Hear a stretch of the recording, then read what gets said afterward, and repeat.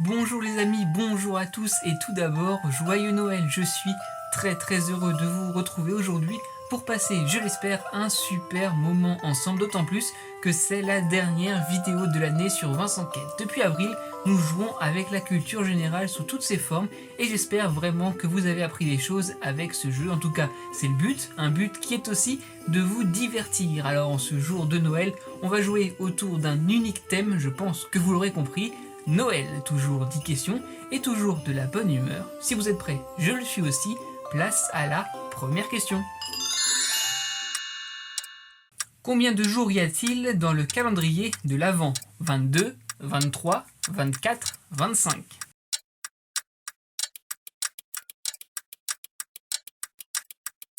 Wow. Avec des chocolats très souvent, mais aussi avec des bières ou d'autres surprises. Et oui, les calendriers de l'Avent font totalement partie de l'ambiance de Noël. Et vous le savez, il y a 24 cases pour les 24 jours précédant Noël. On retrouve les premiers calendriers de l'Avent en Allemagne au 19e siècle où les enfants recevaient chaque jour des images pieuses en attendant les célébrations de Noël. Où le sapin de Noël apparaît-il pour la première fois en Europe? En France, en Allemagne, au Royaume-Uni, en Italie.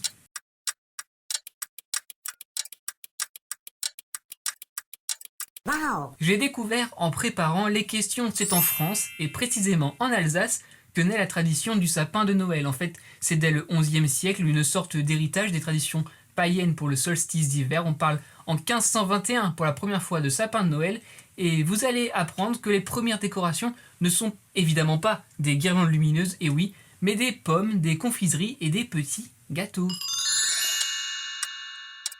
À quand remonte la tradition des santons de Provence? Au XVIIe siècle, XVIIIe, XIXe, XXe siècle.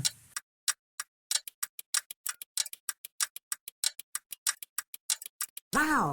Les santons de Provence, ce sont ces petites figurines en argile très colorées représentant la nativité dans la crèche de Noël. Et c'est vers la fin du XVIIIe siècle qu'un Marseillais crée les santons de Provence. Et en remontant dans l'histoire, il y avait déjà eu des crèches vivantes depuis le XIIIe siècle. Combien de desserts sont servis à Noël en Provence? 7, 9, 11, 13.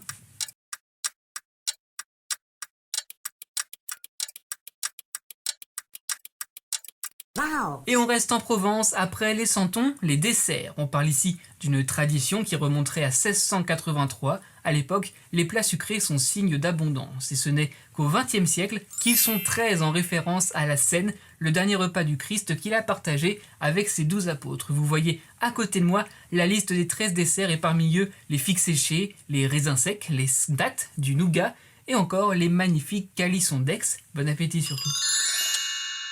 Que font des millions d'Espagnols le soir du 22 décembre? Ils mangent la bûche de Noël, ils déposent des cadeaux au pied du sapin, ils regardent la Loteria de Navidad, ils font un karaoké. Wow. Depuis 1812, tous les ans en Espagne a lieu non pas un karaoké géant, mais bien la loterie de Noël, El Sorteo Extraordinario de Navidad en espagnol pour être plus précis. On peut la considérer comme étant la plus grande loterie au monde avec plus de 2 milliards d'euros à gagner. Le gain le plus élevé est de 4 millions d'euros. Avant de continuer la partie, vous aussi vous pouvez gagner. Alors je veux bien être généreux, mais vous non, vous n'allez pas gagner les 4 millions d'euros de la loterie de Noël espagnole. En revanche, 7 personnes a gagné lors de la dernière émission Bravo à toi, dont le nom s'affiche juste ici en bas de l'écran. Si vous voulez tenter votre chance en ce 25 décembre, voici la question musicale. Complétez les paroles de la chanson de Mariah Carey, All I Want for Christmas is You, Money. C'est sûrement l'une des questions les plus faciles de questions de culture et je pense qu'on a tous la bonne réponse. Alors, si vous voulez participer, rendez-vous sur ce réseau social affiché juste à côté de moi pour m'envoyer la réponse en message privé. Le tirage au sort aura lieu dans une semaine et le nom du gagnant ou de la gagnante sera affiché ici même dans la description dans une semaine. Bonne chance à tous et on reprend le cours du jeu avec la 6e question. Qui apporte des cadeaux aux enfants sages italiens? La Befana, Ciruela, Giovanna, le Père Noël.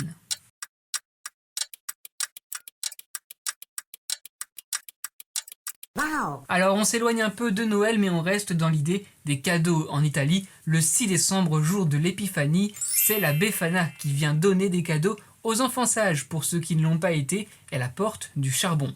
Pour son nom, on est un peu plus sur une déformation du mot épiphanie, tout simplement.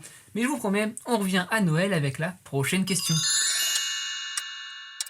En excluant Rudolph, combien le Père Noël a-t-il de reines? 6, 7, 8, 9.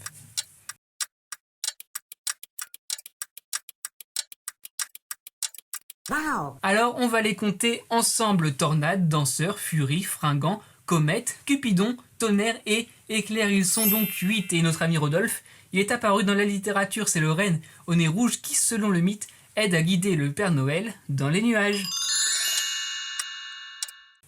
Quand fête-t-on la Saint-Nicolas? Le 1er décembre, le 6, le 13, le 23 décembre.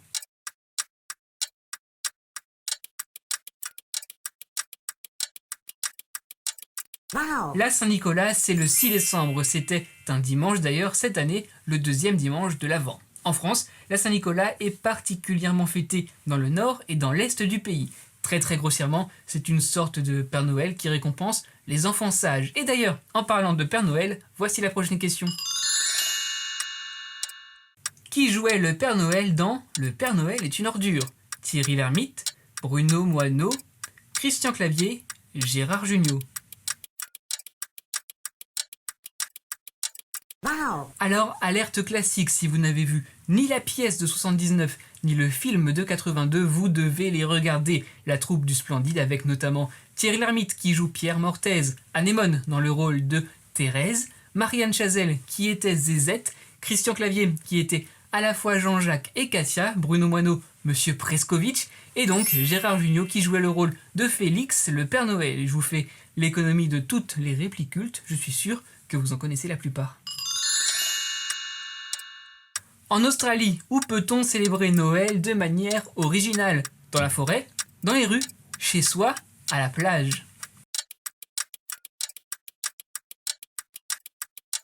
Wow. En Australie, le 25 et le 26 décembre sont des jours fériés. Et l'une des traditions dans le pays, c'est de fêter Noël à la plage. Car vous n'êtes pas sans savoir que l'Australie est dans l'hémisphère sud et que pendant l'hiver en France, eh bien c'est l'été au pays des kangourous. Et pour continuer à penser aller un petit peu à l'été, il fait en moyenne en décembre 26 degrés Celsius à Sydney. Une autre façon donc de fêter Noël sur un transat, les pieds dans le sable. Voilà, c'est la fin du jeu pour aujourd'hui. Merci énormément les amis d'avoir été présents. Merci aussi d'avoir été présents tout au long de l'année sur toutes les vidéos produites. Merci aussi de vos retours, de vos encouragements et de vos abonnements qui font vraiment chaud au cœur. C'était la dernière vidéo donc de l'année pour 2020. Je vous donne rendez-vous très vite, toujours sur cette chaîne, mais en 2021. Et en cette période de fête de fin d'année, plus que jamais, je tiens à vous le répéter, soyez heureux, restez curieux, prenez soin de vous. Très belle fin de soirée à vous sur Vincent Quête et à l'année prochaine.